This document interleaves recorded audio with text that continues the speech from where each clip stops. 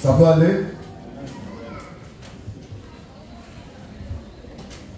Nous allons faire la prière des saints. Car ici, nous sommes saints et 3 fois saints. En nous, il n'y a ni péché ni iniquité. Nous sommes justes devant le Seigneur et parfaits en son nom tout puissant et tout suffisant. Que tous les saints, la main fraîche, élèvent la voix pour dire merci à Jésus pour leur sainteté. Prions. Béni soit ton nom, Seigneur, toi le Saint des Saints, car tu as mis à part ici en Côte d'Ivoire un peuple qui est saint, qui est juste, qui est parfait en union avec toi, un peuple qui ne pêche pas, un peuple qui ne va plus jamais pécher, parce que tu habites en lui. Que ton nom soit béni à jamais pour cette grâce exceptionnelle que nous avons à la main fraîche des 3 fois saints. Béni sois-tu au nom du Seigneur Jésus-Christ. Amen. Merci.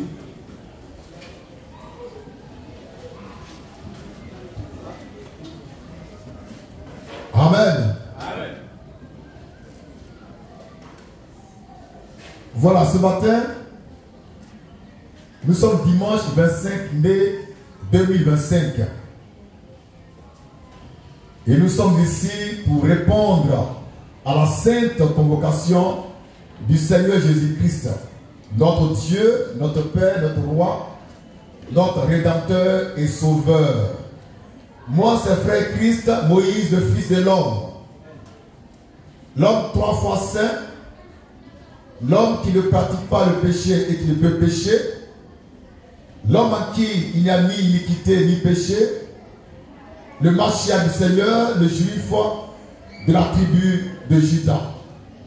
C'est pour moi un insigne honneur en ce jour béni du 25 mai 2025 de tenir la place de Dieu lui-même sans pour autant le remplacer. Amen.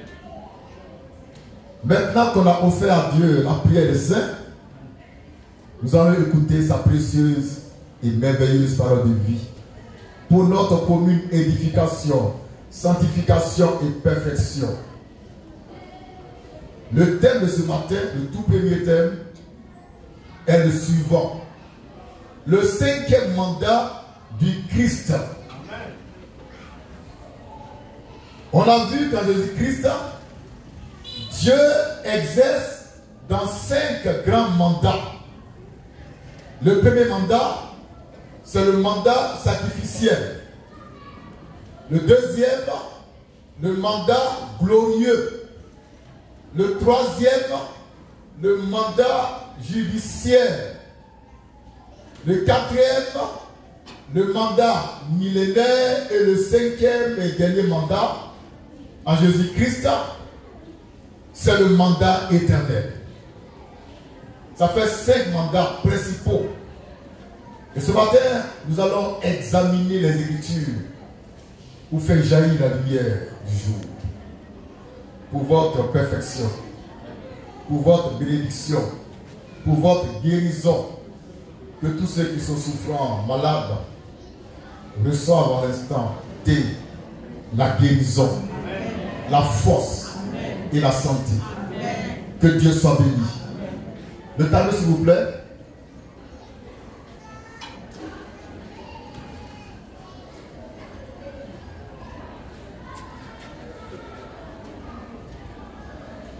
Le 5e mandat du Christ, le mandat éternel. On va lire 3 passages bibliques. Le premier, c'est Luc chapitre 1, verset 32 au verset 33. Le deuxième, c'est Apocalypse 1, verset 4 au verset 5. Et le troisième, c'est Apocalypse 19, 16. Amen. Mettez le tableau là ici.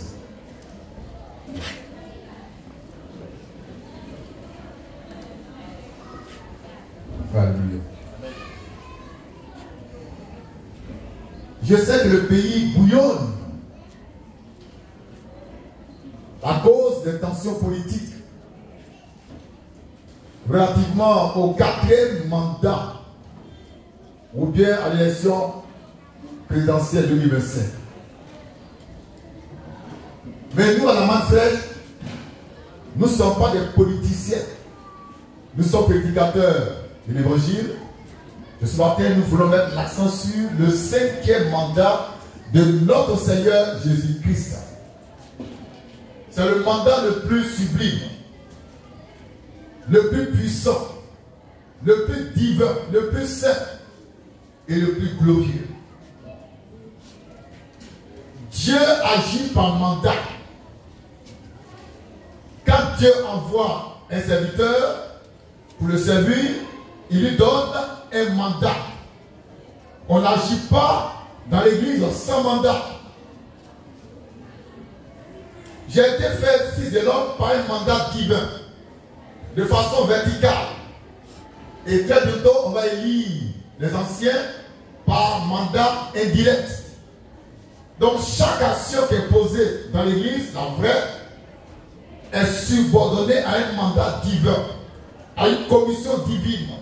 Donc Jésus lui-même, il exerce plusieurs mandats. Et ce matin, on va voir le 5e mandat du Seigneur qui est le mandat éternel. Le mandat qui n'a ni commencement ni fin. Et ce mandat-là, Christ va le manifester, l'exercer, non pas maintenant, mais sur la nouvelle terre. Amen. Là-bas, il y aura 2 sortes de règnes. Le règne millénaire, qui prendra 1000 ans sur terre, la nouvelle terre, et le règne éternel, qui sera le prolongement du règne millénaire, et qui va rentrer dans l'éternité infinie. Un règne qui n'aura plus de fin. En ce temps-là, le Fils de Dieu, Jésus-Christ, aura remis au Père le royaume. Mettant ainsi fin à son ministère de fils de David. Amen. Pour être le Père éternel, conformément à Ésaïe 9, 5. Ça peut aller? Maintenant, lisons le verset 1. Luc 1, 32 à 33. Lecture. Luc 1. Oui. 32 à 33. Oui. Il sera grand. Il sera grand. Il sera appelé. Sera appelé. Fils du Très-Haut. Fils du Très-Haut. Que le Seigneur Dieu. Que le Seigneur Dieu lui donnera le trône de David. Lui donnera le trône de David. Son père. Son père. Donc il pensait que le père de Jésus c'était Dieu. La parole. Or ici l'Écriture dit que le père de Jésus-Christ c'est David. C'est David. Ça c'est extraordinaire. Donc David a engendré Jésus-Christ. David est le père de Jésus-Christ homme. Donc Jésus descend de David qui est l'homme. De David qui est la race noire. Amen. Donc Jésus-Christ homme aussi est de la race noire. C'est pourquoi nous disons depuis longtemps par la Manne Fraîche que Jésus-Christ est noir. Amen. Maintenant, quand on dit que Jésus est noir, il n'est pas noir comme le tableau noir de la Kétouva. Amen. Je parle de la race noire. D'accord? Alléluia. Lecture. Il régnera. Il régnera sur la maison de Jacob. Sur la maison de Jacob. Éternellement. Éternellement. Et son règne. Et son règne n'aura point de fin. N'aura point de fin. Ici, il y a un grand mystère. Parce qu'on ne peut pas régner sur la maison de Jacob éternellement, à moins que ce soit un règne éternel qu'on peut placer dans le mystère du deuxième sorte d'éternité. Vous suivez? Amen. Parce que David, son règne là, c'est pas pour l'éternité, dès qu'il soit éternel. Donc ici, il y a 2 règnes distinguer le règne éternel qu'on va loger dans la deuxième sorte d'éternité et le règne éternel qui n'a ni commencement ni fin, qui va aller jusqu'à dans l'éternité infinie. Il y a deux règnes ici. Amen. Donc Jésus-Christ va régner pendant 1000 ans sur la maison de David. Mais qui est cette maison de David? C'est nous. Amen. Son épouse. Amen. Quand nous descendons de la tribu de Juda, dont descend David lui-même. Amen. Nous ne descendons pas de Benjamin. La parole. On descend de David. Amen. On descend de Jésus-Christ. C'est bon? Amen. Et en tant que descendant de David, on va régner avec le Seigneur pendant 1000 ans sur la nouvelle terre que Dieu va préparer de façon spéciale. La terre que vous voyez là, avec tout ce qui est renfermé, va être détruite complètement. Tout ira en fumée complètement. Dieu va tout consumer et il va créer une nouvelle terre là où va régner la justice divine. C'est sur cette terre-là que Jésus-Christ et nous allons régner pendant 1000 ans dans un premier temps, puis jusque dans l'éternité dans un deuxième temps. Il y a un passage qu'on va lire dans Apocalypse où il est écrit qu'on a été racheté par son sang. Il a fait de nous des sacrificateurs et un royaume et que nous régnerons avec lui pendant 1000 ans. On a trouvé le passage? Oui, c'est 9 à 10. 5, 9 à 10. 9 à 10. Donc on écrit sur le tableau. Donnez-moi le s'il vous plaît. 14h 11. Lecture. Apocalypse 9. Oui. 5. Verset 9 à 10. On reprend doucement et calmement. Apocalypse 5. 5. Verset 9 à 10. Verset 9 à 10. Lecture. Il chantait un cantique nouveau. Oui. En disant. Oui. Tu es digne de prendre le livre. Oui. Et d'en ouvrir les sceaux. Oui.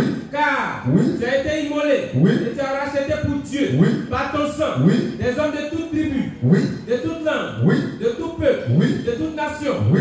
Tu as fait d'eux. Tu as fait d'eux Un royaume. un royaume Des sacrificateurs. et une sacrificature Pour notre Dieu. pour notre Dieu. Et Et ils régneront sur la terre. ils régneront sur la terre, et j'ajoute par la parole, pendant 1000 ans. Amen.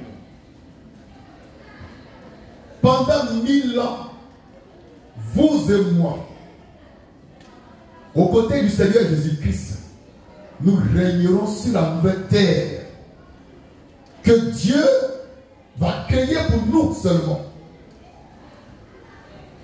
C'est ça notre héritage. La terre d'à présent, la terre que vous voyez là, c'est une terre maudite. Où il y a n'importe qui. Les pécheurs, les justes, les diables, les saints. Tout le monde est mélangé. Mais Dieu va purifier la terre par le feu qui va tomber sur la terre, qui va consumer tous les pécheurs. Vous voyez la mer, elle va exploser. Vous voyez les rivières, elles vont exploser. Vous voyez les stations d'essence, raffinerie d'essence, non? Raffinerie, on raffine là.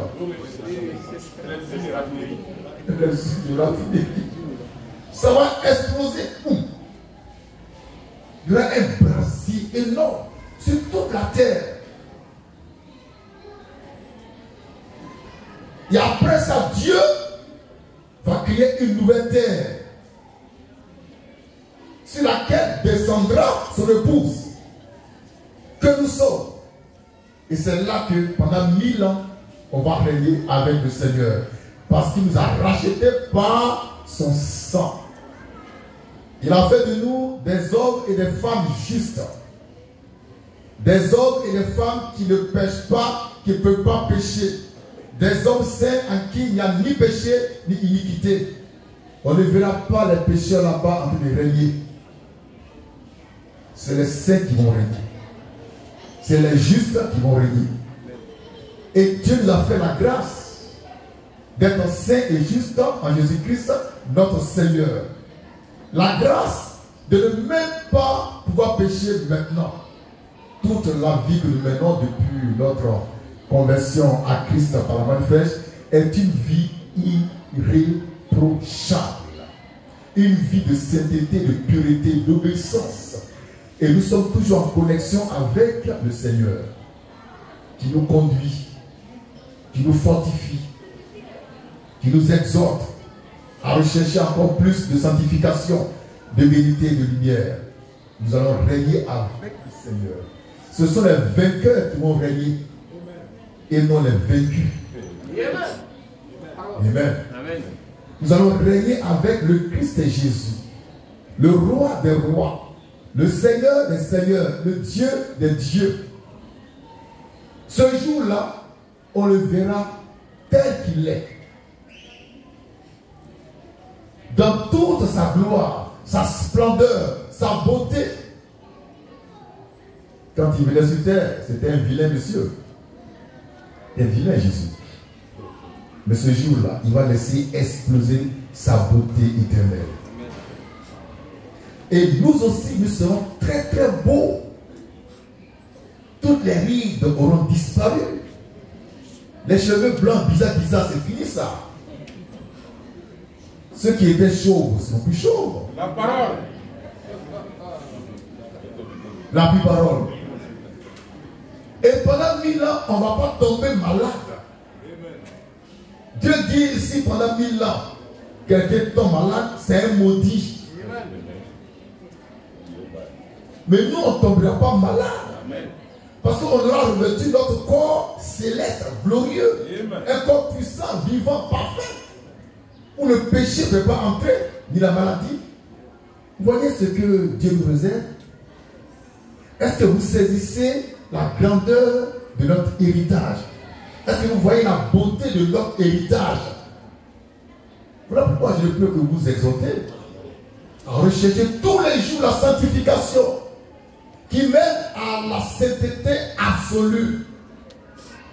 Il ne faudra plus jamais qu'on ait de péché dans notre vie, plus jamais ça. Soyons toujours saints, toujours purs, toujours irrépréhensibles, et devant le Seigneur et devant les hommes, et que nos bonnes œuvres parlent pour nous. Soyons des modèles.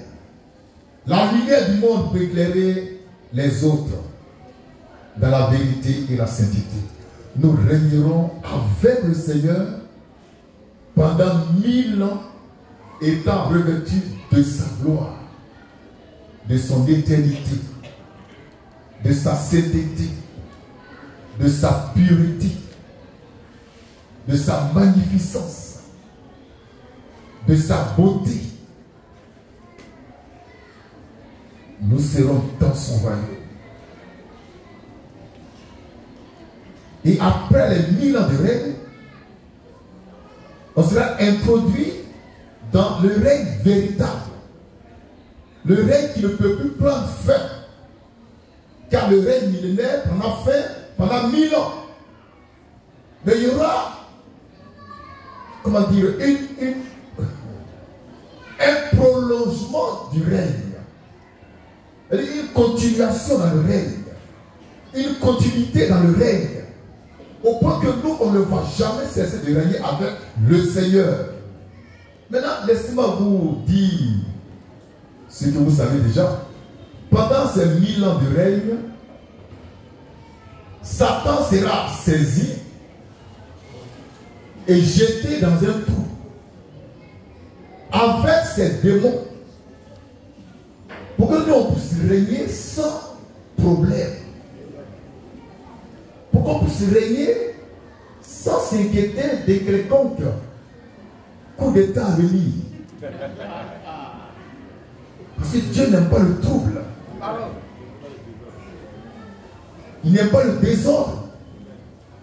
Pendant 1000 ans, Dieu, par Jésus, va nous montrer comment on doit régner sur terre. Amen. Dans la vérité, dans la pureté, dans la sainteté, dans la justice, la droiture, l'amour, la joie, la douceur et la gloire. Ça va durer 1000 ans. Et après ça, tu vas entrer dans le règne qui n'a pas de fin. Toujours avec notre précieux Sauveur, Seigneur, Rédempteur, Jésus-Christ. Le roi des rois, le Dieu des dieux, le Seigneur des seigneurs. Moi j'attends ce moment-là avec impatience. Et on verra là-bas tous ces grands hommes, tous ces grands hommes dont le nom est prêché dans nos églises, les Moïse, les Abraham, les Élie, le Tishbite, Élisée, les Pierre, les Paul, les Jean, les Barthélemy, les André. On les verra là-bas. Chacun à son poste, chacun son territoire. Et moi, je vais hériter d'un royaume.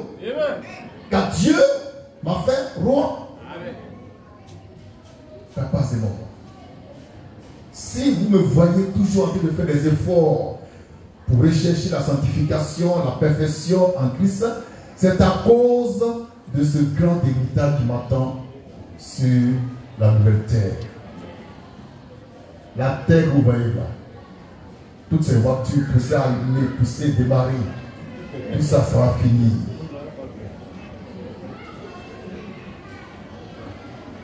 Les politiciens, là-bas on ne fera pas la politique politicienne. Ils ne vont même pas aller là-bas. Ils ne vont même pas arriver là-bas. Tous les marcheurs ne vont pas là-bas. Tous les marcheurs qui vont marcher contre, je ne sais pas qui là, ils ne vont pas aller là-bas. C'est un lieu des gens pacifiques. Des gens qui prônent la paix, l'ordre et la discipline. C'est un lieu de gloire. C'est là où les vainqueurs vont régner sur les vaincus. Deuxième lecture. Quel verset? Apocalypse 4, 5. Lecture. Apocalypse 1, 4 à 5. Nous lisons. Apocalypse 1, 4 à 5. Oui. Jean, Oui. aux sept églises, Oui. qui sont en Asie, Oui. que la grâce et la paix Oui. vous soient données. Que la grâce et la paix nous soient données De la part de celui de la part de celui qui est, qui était qui était et qui vient. et qui vient. Et de la part Et de la part de cet esprit, de cet esprit qui sont devant son trône. Attends d'abord. De la part de cet esprit de Dieu. Donc Dieu a cet esprit en lui. Et la grâce nous vient de la part de ce Saint-Esprit. Amen. Le premier esprit de Dieu s'est déjà manifesté. Amen. Le deuxième s'est manifesté. Le troisième s'est manifesté. Le quatrième s'est manifesté. Le cinquième s'est manifesté. Même le sixième s'est manifesté. Nous sommes au temps de la révélation du septième esprit de Dieu. Amen. Que la grâce nous soit donnée de la part de ce septième esprit. Amen. Amen. Quel mystère. Amen. Lecture. Et de la part Oui. de Jésus-Christ, De Jésus-Christ. le témoin fidèle, Le témoin fidèle. le premier-né Le premier-né des morts, dans les morts. et le prince des rois Et le prince des rois de la terre. de la terre. Le Christ est le prince, on va écrire, des rois de la terre. Que signifie prince sur le plan prophétique et divin et spirituel? Amen. Sur le plan humain, le prince, c'est l'enfant du roi. Donc le prince ne peut pas être au-dessus du roi. Mais ici, il est prince des rois de la terre. Donc c'est un prince pas comme les autres. Donc ici, le mot prince veut dire souverain. Ça veut dire chef de chef. Ça veut dire roi des rois. Ça veut dire Dieu lui-même exerçant sa royauté sur tous les autres rois. Il y aura beaucoup de rois. Je fais partie de ces rois. Je suis un roi. Amen.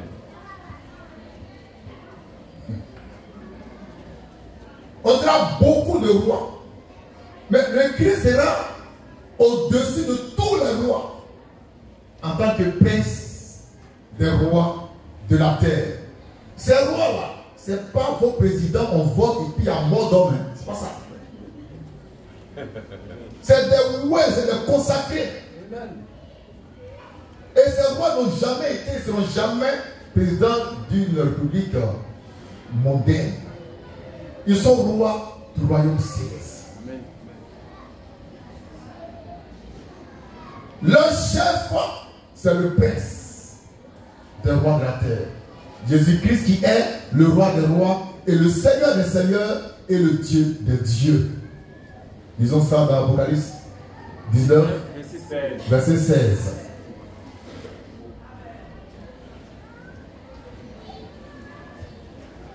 Lecture.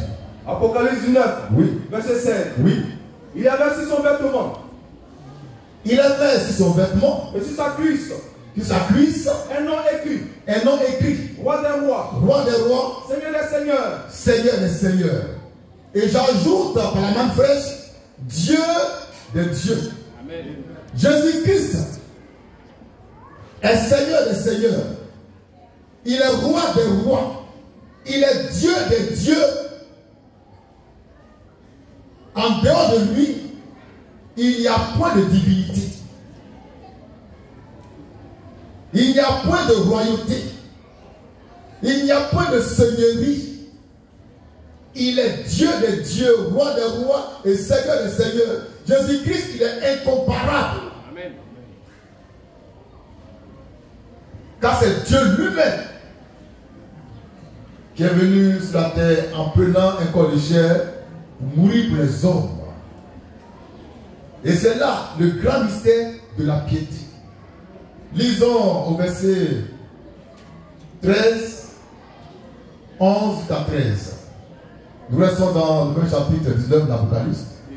Verset 11, verset 13. Après on revient au verset 16. Parce que je veux vous montrer qui est votre Seigneur. Quelle est sa position devant Dieu. Lecture. Apocalypse 19, au verset 11. Puis je vis le ciel ouvert. Jean rend témoignage. Il dit, je vis le ciel ouvert. Et voici, parmi un cheval blanc. Parmi un cheval blanc. Celui qui le montait. S'appelle fidèle et véritable. On est dit fidèle et véritable. De qui s'agit-il? D'un grand homme. L'homme par essence et par excellence. Il est monté sur un cheval blanc et non sur un cheval roux. C'est un beau Dieu qui a un cheval roux. Lecture. Et il juge. Et combat avec justice. Il combat avec justice. Verset 12. Verset 12. Ses yeux étaient comme une flamme de feu. Attends un peu. Papa et maman. Les yeux de cet homme sont comme une flamme de feu. Ça veut dire que c'est le temps du jugement des venu. Amen. Quand Jésus était sur terre, 1, 2, 3, il pleure. Amen. 1, 2, 3, il pleure. Mais ici, là, les yeux ne sont pas pleins de larmes, mais de feu. De feu. Donc il vient avec fureur. il vient très en colère pour juger qui? Les enfants du diable. Là-dessus. Ses yeux Oui. étaient comme une flamme de feu. Oui. Sur sa tête Oui. étaient plusieurs diadèmes. Oui. Il avait un nom écrit Il avait un nom écrit que personne ne connaît. que personne ne connaît. Les chrétiens ne connaissent pas ce nom-là. Les chrétiens évangéliques ne connaissent pas ce nom-là. Les chrétiens baptistes et missions ne connaissent pas ce nom-là. Les chrétiens missionnaires de la Ketouba ne connaissent pas ce nom-là. Les chrétiens banamistes ne connaissent pas ce nom-là. Il avait un nom écrit que personne ne connaît, c'est Lui-même. lui-même. Donc il faut qu'il vienne lui-même nous donner le nom. Est-ce qu'on suit la parole? C'est pourquoi depuis que nous disons que la Bible n'est pas la parole de Dieu, Christ en moi nous révèle son nom, qui est la parole de Dieu. Car c'est lui seul qui connaît ce nom, qui en a connaissance et qui le révèle à son épouse, l'épouse ivoirienne, l'épouse de l'agneau qu'elle a comme immolé. Personne ne connaît le nom caché de Jésus-Christ, si ce n'est lui-même. Et au temps de la fin, depuis le temps de l'aube, le Seigneur lui-même est venu au travers de ma modeste personne pour vous dire que c'est lui qui s'appelle la parole de Dieu. Mais ceux qui n'ont pas cette révélation, les kétouvaïstes, les agoudioïstes, les banamistes, les baptistes de mission, les pentecôtistes, ils disent que c'est la Bible qui est la parole de Dieu. Il avait un nom écrit là-dessus que personne ne connaît. Si ce n'est lui-même. Oui. Il était revêtu. Oui. Revêtumenté le sang. Oui. Son nom. Son nom est la parole de Dieu. Est la parole de Dieu. Le nom de ce grand personnage qui s'appelle fidèle et véritable, c'est la parole de Dieu. Donc vous voyez avec moi que ce nom n'est pas le titre d'un livre quelconque. C'est le nom d'une personne. C'est le nom de la divinité. C'est le nom de Jésus-Christ, notre Seigneur. Jésus-Christ s'appelle la parole de Dieu. Son nom caché, c'est la parole de Dieu. C'est son nom qui est là. Il s'appelle la parole de Dieu. C'est son nom. Mais les théologiens, ces faussaires, ont pris ce nom glorieux pour l'attribuer à un livre qu'on peut manipuler comme on veut, qu'on peut corriger comme on veut. Mais nous, Dieu nous ramène à sa parole, en nous disant que son nom caché, c'est la parole de Dieu. Et ce nom-là, chacun de nous le porte dans son âme, dans son esprit, et même dans sa chair. Et c'est au nom de ce nom qu'on va régner pendant 1000 ans et pour l'éternité. Dans le 5e et dernier mandat du Seigneur Jésus-Christ. Que Dieu soit béni. Je vous aime.